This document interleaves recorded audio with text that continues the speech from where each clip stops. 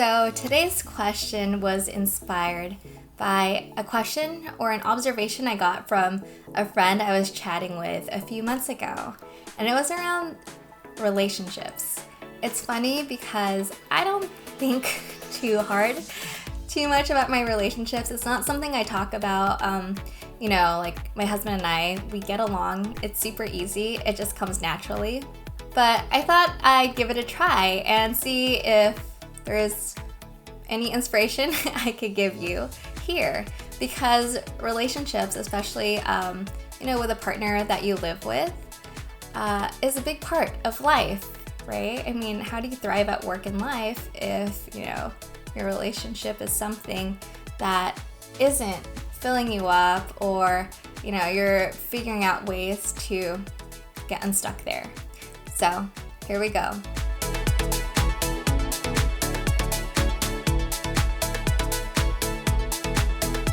Hi, I'm Leah Federhoff, a user experience designer, writer, and life strategist, and I'm here to inspire you to thrive in work and life.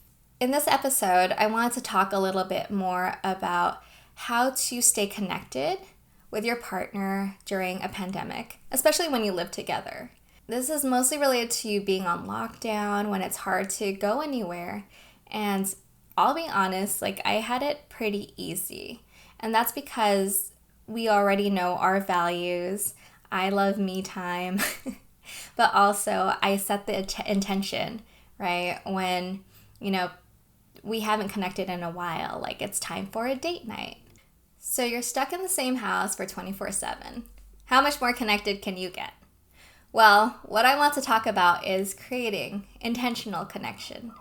This way you're doing both things that you enjoy doing alone, and then balancing that with shared interests or projects that you both enjoy or have a bigger purpose of accomplishing.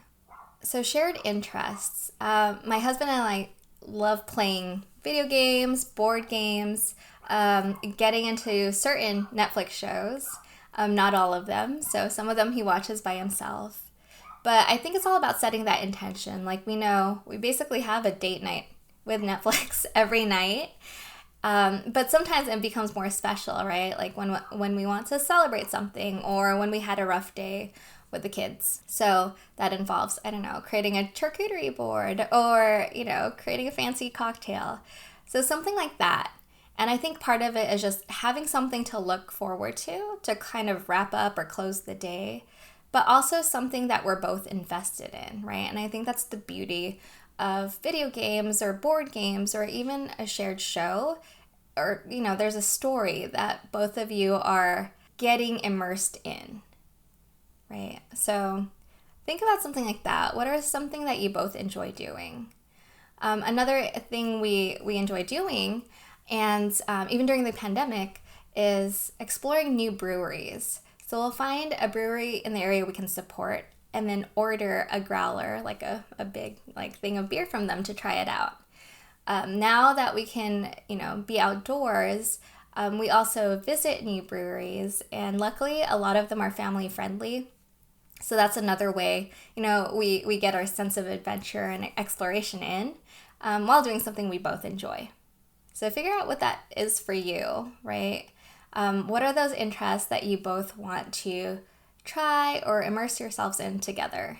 And I think it helps, right, when you're pre-planning for something like that, or knowing that it's going to happen.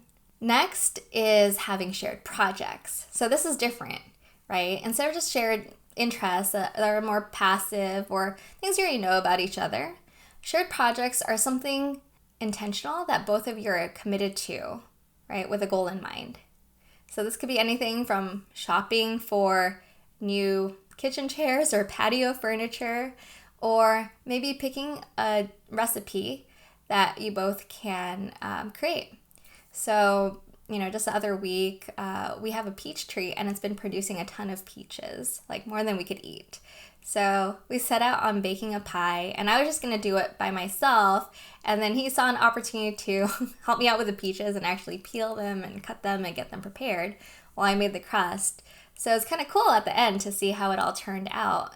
And I don't cook that often or bake He's not a baker either, but we made it happen and it was fun. Another thing we like to do and that we've been playing around with lately is discovering new cocktails. So getting the ingredients for something and then creating something cool out of it. So that with shopping or other projects, having a goal in mind is always, something great to do. Especially when it's like harder, like the patio furniture. Like I don't think it's as fun, but it's still something that, you get to see the end result once you actually get the furniture in.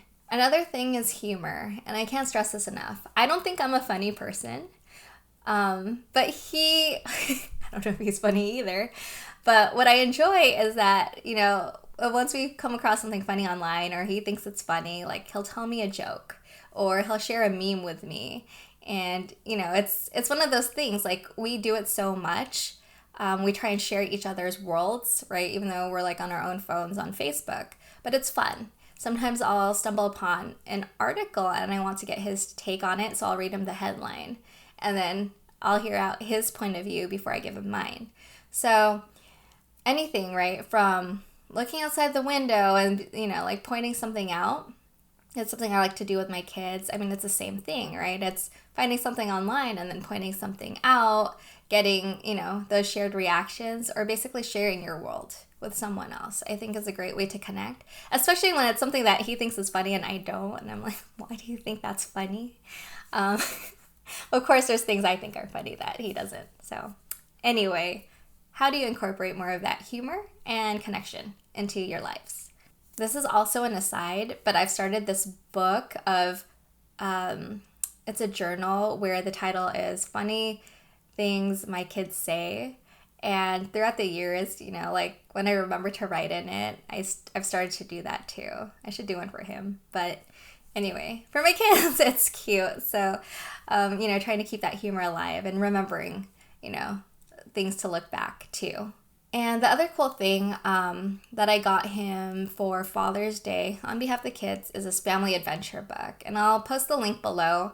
And basically it's a scratch off book where you have to commit to doing something for a certain amount of time, scratch it off, and then do the activity. We haven't done the activity yet, but just having the book there I think is a good refresher of doing something shared together, right? Something that we're both like anticipating and might not know or have the experience for doing it yet.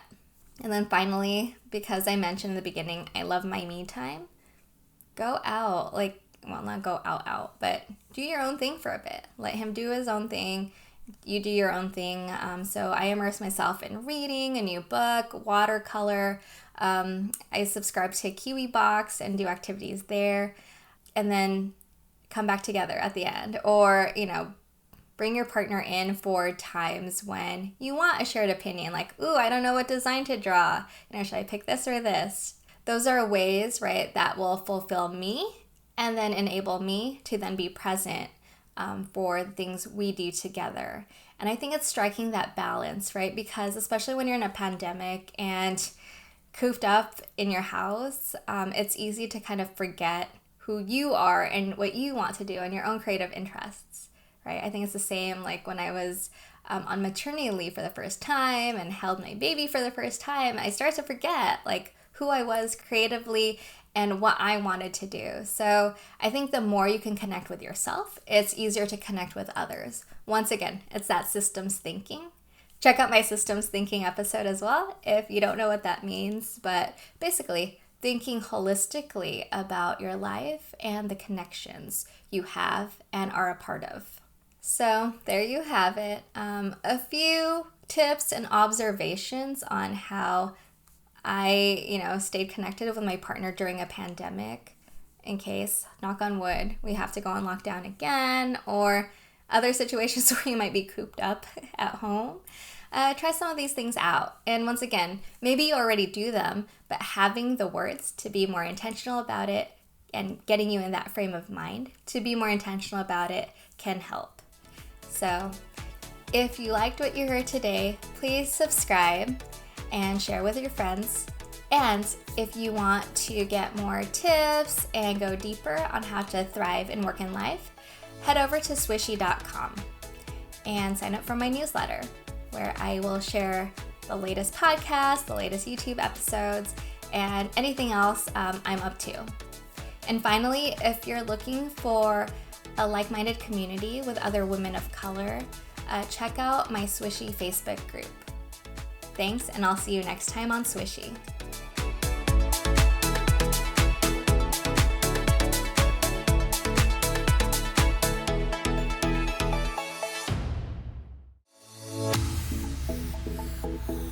If you enjoyed this, subscribe and share with friends.